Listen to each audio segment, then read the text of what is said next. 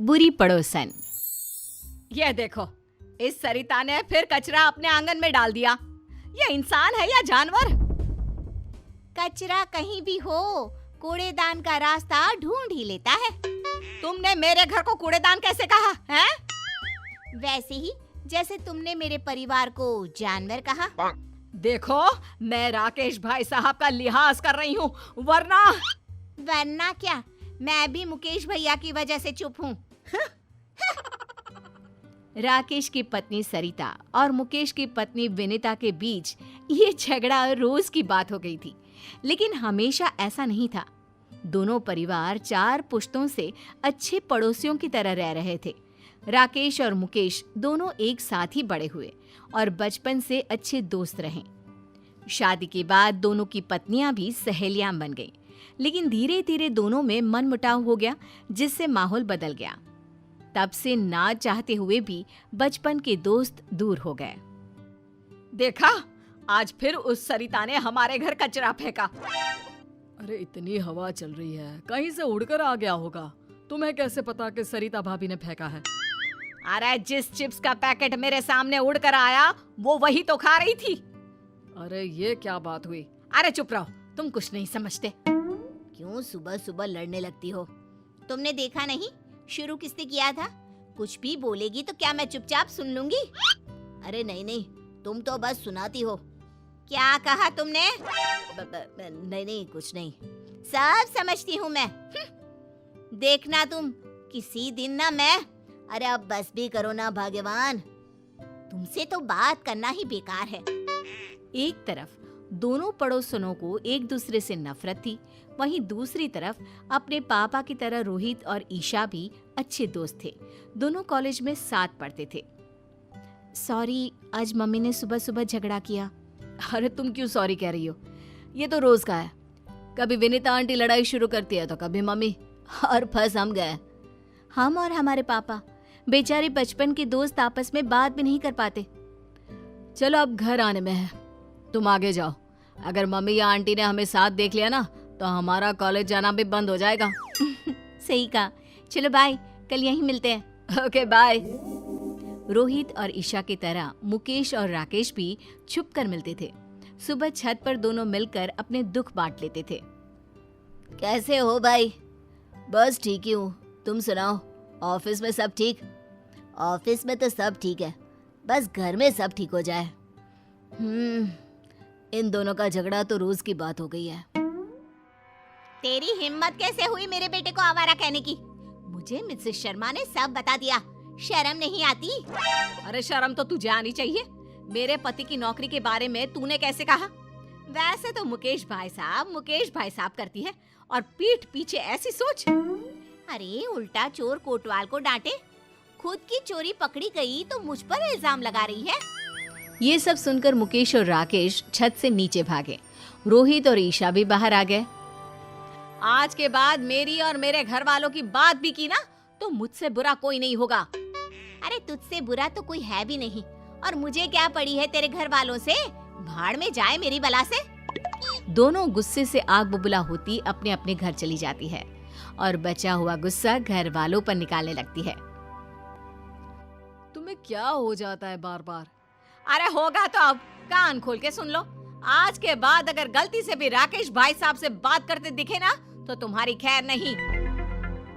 लेकिन माँ। अरे तू चुप कर, तुझे भी वो रोहित से बात करने की कोई जरूरत नहीं है। याद रखना, मुझसे बुरा कोई नहीं होगा। देख लिया तुमने अपनी भाभी के तेवर? आज से सारे रिश्ते खत्म।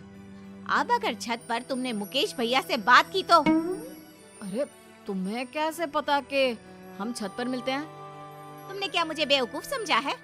अगर तुमने मुकेश भैया से बात की तो मैं मायके चली जाऊंगी। अरे क्या माँ, जरा सी बात में।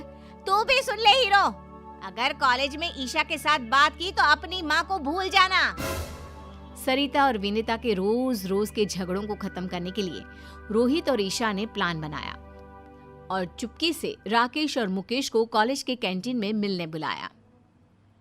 अरे बच्चों, हमें यहाँ क्यों बुलाया? हाँ, अगर तुम्हारी मम्मियों को पता चल गया तो हम चारों की चटनी बना देंगी वो। पापा, मुकेश अंकल, हमने मम्मी और आंटी के झगड़े को खत्म करने का प्लान बनाया है। कैसा प्लान? देखिए, मम्मी और आंटी दोनों दिल की बुरी नहीं है। दोनों के झगड़े का कारण थोड़ी गलतफहमियां और बाकी चुगलियां हैं। आपने सुना नहीं था? मम्मी को विनीता आंटी और विनीता आंटी को मम्मी के खिलाफ वो शर्मा आंटी ने ही तो भड़काया था।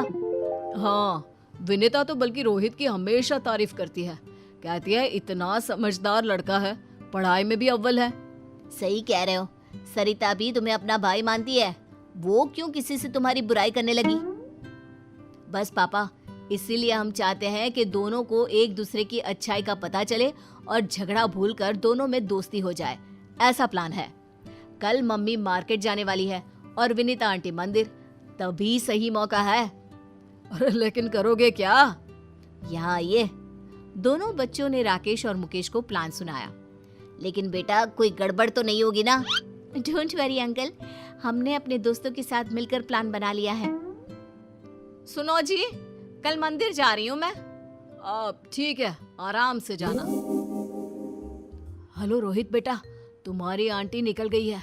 All the best. सुनो जी, पैसे दे दो, मैं मार्केट जा रही हूँ। अब हाँ, टेबल पर रखे हैं और मैंने सामान की लिस्ट भी बनाई है, वो भी लेते जाना। बेटी ईशा, तुम्हारी आंटी निकल गई है, जरा ध्यान से। जैसे ही विनीता मंदिर से बाहर आई, उसने देखा कि वहाँ भीड़ लगी है और लड़ाई हो रही है। उस लड़ाई में उसे एक जानी पहचानी आवाज सुनाई दी। वो तुरंत पास गई। आंटी आ रही है, चलो नाटक शुरू करो। अरे पैसे तो देने ही पड़ेंगे, तुम्हारी वजह से हमें चोट आई। देखो, एक तो तुम रॉन्ग साइड आ रहे थे, ऊपर से एक बाइक पर 3 सवार, स्पीड तुम्हारी ज्यादा थी और इल्जाम मुझ पर। गलती किसी की भी हो, पैसे तू ही देगा। और ना दूं तो आज मार मार के तेरी हड्डियां तोड़ देंगे और तेरी ये बाइक भी। देखो, मैं पुलिस को बुलाऊंगा। तीनों लड़के रोहित के साथ धक्का मुक्की करने लगते हैं। ये देखकर विनीता बीच झगड़े में कूद पड़ी। बंद करो ये, तुम्हारी हिम्मत कैसे हुई इसे हाथ लगाने की? मैडम, आप बीच में मत आओ, इसकी वजह से हमारी गाड़ी टूट गई, अब हम इसको तोड़ेंगे। मैं इसे अच्छे से जानती हूँ, ये कभी गलती नहीं करता। गलती तुम्हारी होगी। अब भागो यहाँ से, वरना पुलिस को मैं बुलाती हूँ। नहीं, पुलिस नहीं। अरे भागो यहाँ से। थैंक यू आंटी, आपने बचा लिया। अरे बेटा, तू मेरे बेटे जैसा ही तो है। तुझे चोट तो नहीं आई ना? नहीं, मैं ठीक हूँ। आप जो वक्त पर आ गई। अरे बस भी कर, चलो मैं आपको घर ले चलता हूँ। अच्छा ठीक है बेटा, लेकिन अपनी माँ को मत बताना कि मैंने तेरी मदद की। सरिता एक दुकान में सामान खरीद कर वापस जा रही थी, तभी उसे एक आवाज आई। छोड़ो मुझे, हाथ मत लगाओ। अरे ऐसे कैसे छोड़ दे? बचाओ, बचाओ। सरिता ने देखा कि ईशा को कुछ गुंडे छेड़ रहे हैं। आंटी ने देख लिया? हाँ, तो एक्टिंग शुरू करो। आज अकेली मिली है, अब बच के कहाँ जाएगी? ये सब देखकर सरिता ईशा को बचाने के लिए दौड़ी और अपनी चप्पल निकालकर उन्हें पीटने लगी। अरे कम बख्तो, रुको जरा, बताती हूँ तुमको। ये ले। अरे बाप रे, भागो यहाँ से। अरे रुको, अभी तुम्हारी अकल ठिकाने लगाती हूँ। भागते कहाँ हो? रुको। जाने दीजिए आंटी, वो भाग गए। थैंक यू, आपने मुझे बचा लिया। अरे मेरी बच्ची, तुम ठीक तो हो? मैं ठीक हूँ आंटी, आप जो आ गई। वो तो भाग गए, वरना मेरी फूल सी बच्ची को छेड़ने वालों की तो टांगे तोड़ देती मैं। चलो आंटी, घर चलते हैं। बेटा, तू अकेले कॉलेज मत आया जाया कर, रोहित के साथ ही रहा कर। जी आंटी जी। और अपनी माँ को मत बताना। सब कुछ प्लान के मुताबिक चल रहा था और प्लान के हिसाब से सरिता और ईशा, रोहित और विनीता एक साथ घर पहुंचे। राकेश और मुकेश भी बाहर ही खड़े थे। अरे रोहित, तुम इसके साथ? ईशा, तो इसके साथ कहाँ से आ गई?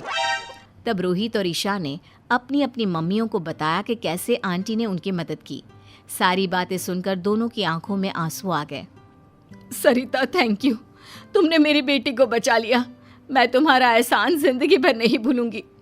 एहसान कैसे बहन, ईशा मेरी बेटी जैसी है और तुमने भी तो रोहित को बचा लिया। अरे कैसे नहीं बचाती, हमारे घर के लड़के को कोई ऐसे ही हाथ लगा लेगा क्या?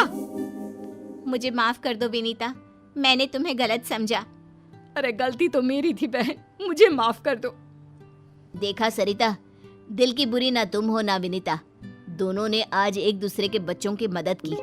हाँ, और तुम्हारी लड़ाई का कारण था गलतफहमी और वो मिसेस शर्मा की चुगली। हाँ, अगर हमने बाहर वालों की बातें मानने के बजाय आपस में शांति से बात की होती तो कभी लड़ाई ना होती। हाँ, अब से हम कभी नहीं लड़ेंगे। आखिर पहला सगा पड़ोसी ही तो होता है।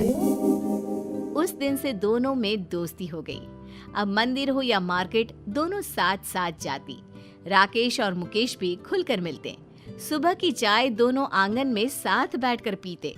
रोहित और ईशा भी कॉलेज साथ आते जाते। दोनों परिवारों में प्यार और खुशहाली फिर से लौट आई।